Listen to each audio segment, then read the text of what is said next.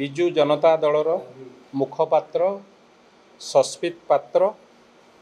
एवं झारसुगुड़ार विधायक दीपाली दास पूर्वतन विधायक दीपाली दास भारतीय जनता पार्टी बा आम दल विरोध रे जो भली भित्तिहीन वक्तव्य रखिले कथा रखिले से कथा को मु दृढ़ भाव दृढ़ शब्द रे निंदा करुच्ची। दीर्घ 4 मास हेलाणी 12 जन सरपंच और समिति सभ्य झारसुगुड़ा निर्वाचन मंडलीर दीर्घ 4 मास हेलाणी तांकर पता मिलू नथिला एवं सेठार लोक माने से व्यवस्था भितर जेतेबेले मौलिक समस्या आसे सरपंच समिति सभ्यों पाखक प्रथम प्राथमिक स्तर जाइतांती जेतेबेले तांकर देखा न मिलिला तांको सहित तांको परिवार रो मध्य देखा मिल नथिला सेतेबेले से माने एक कथा वीडियो एवं कलेक्टर को मध्य कंप्लेन करिथिले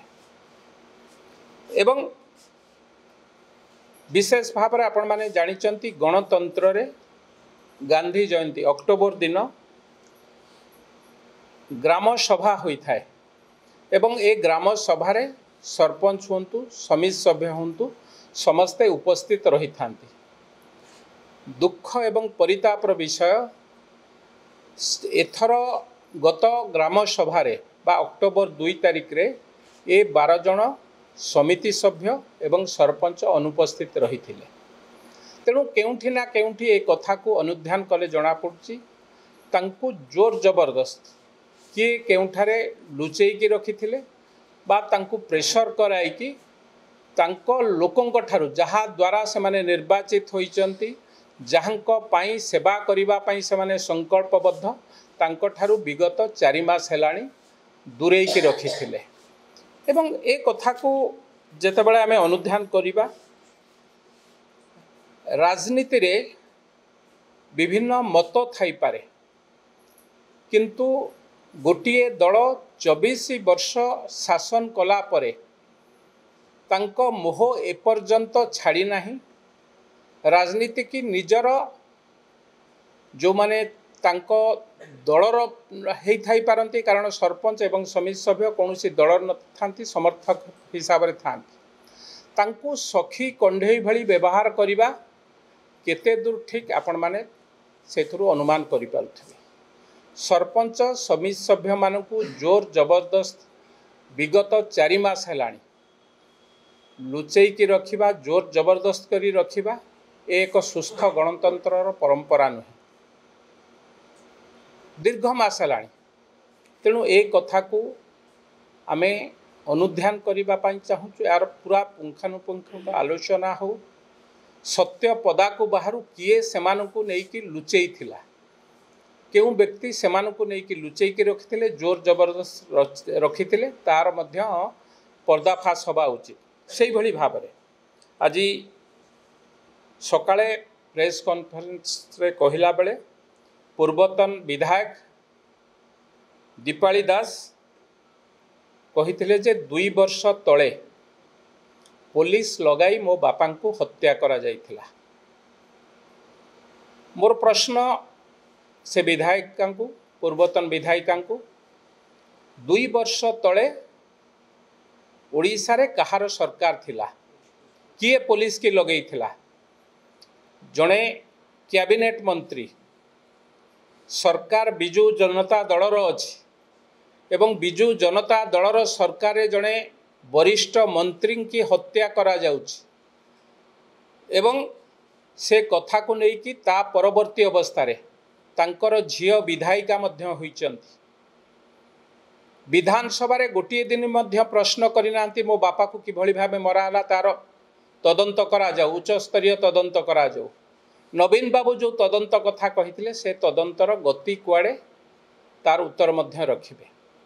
एवं जदि दीपाली दास को मनरे मध्य संदेह अछि 2 वर्ष तले तांको बापा को पुलिस लगाई हत्या करिथिबा जो दल रे से आज अछंती तांको बापा से दिन से दल रे थिले सरकार रे थिले जदि से सरकार पारु नाही ताहले दीपाली दास महोदय को आमे अनुरोध करूचु लेखिकी दियंतु कोर्ट को लेखिकी दिंतु किंबा सीबीआई तदंत दाबी करंतु निश्चित भावे आमे मध्य चाहूँ नव दास हत्याकांड किए घटे एवं किपरि घटी पुलिस एक माध्यम ही थाई पारे किंतु ता हत्या पछरे एक विराट षड्यंत्र रही तार संपूर्ण पर्दाफाश हवा उचित एक कथा मु पूर्वतन विधायक दीपाली दास को अनुरोध करुच्ची से एक कथा मुख्यमंत्री के लेखिकी दिंतु निश्चित भावे एक कथार ओडिशावासी की न्याय दबारे साधारण लोकंकर सरकार आम सरकार तो कहिबे ना लोकंक सरकार एबे अछि मोहन चरण माझींकर सरकार अछि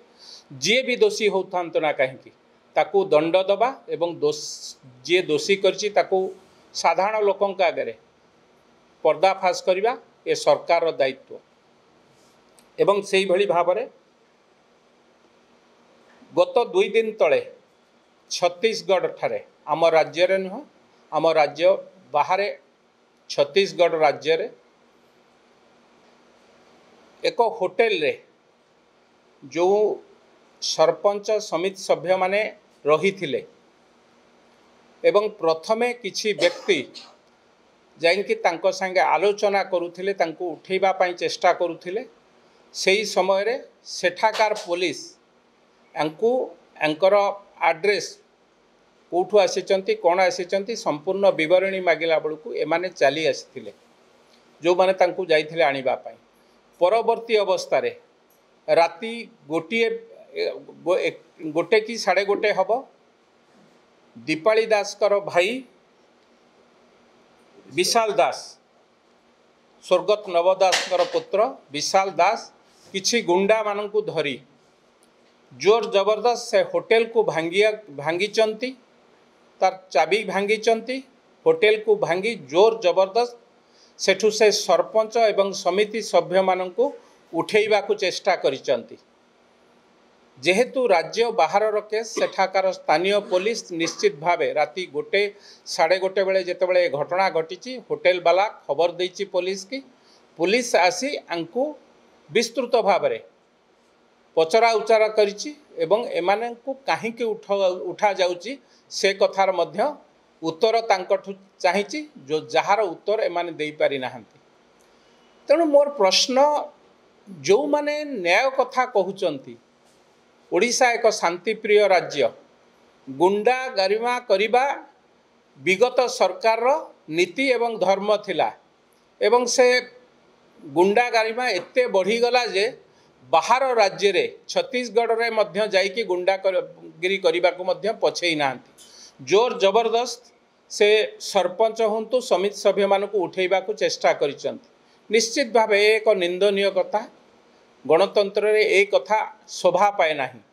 बिजु जनता दलर तार 24 वर्ष शासन रे गुंडागिरी करी करी एक कथा को बारंबार करुथिला बेले तांकु एबे नुआ लागुची पुलिस धरिला बेलू जो माने कहूथिले आईनी ता बाटे रे जाऊ आज जेतेबेले पुलिस तांकु धरुची सेतिके बेले विरोधी दल नेता पूर्वतन मुख्यमंत्री नवीन पट्टनायक आईनी ता बाटे रे जाउथिबा कथा कहूथिबा नवीन बाबू गुंडा मानक पई जो माने राति अधरे सरपंच एवं समिति सभ्य को उठेउचंती तांको सपक्ष रे बाहरी थिले एवं छत्तीसगढ़ मुख्यमंत्री पाखक चिठी लिखिथिले तांको अविलंबे छड़ा जाऊ। दुर्भाग्यर विषय एक मुख्यमंत्री 24 वर्ष काल आईनी ता बाटे जीव आईनी ता बाटे जीव कहिकी जेतेबेले आईनी ता बाटे जीवा पई प्रस्तुत होउची एठी एक नूतन सरकार प्रतिष्ठा होईची जो माने दोष करुचंती जो माने भ्रष्टाचार करुचंती जो माने हत्या करुचंती अविलंबे तांको धरा जाउची एवं दंड पई व्यवस्था करा जाउची। सेतिकी बेले विरोधी दल नेता हिसाब रे जो माने गुंडागिरी करचंती तांको छाड़िबा पई अन्य राज्यर मुख्यमंत्री को पई चिठी लिखुचंती एक दुर्भाग्यजनक कथा।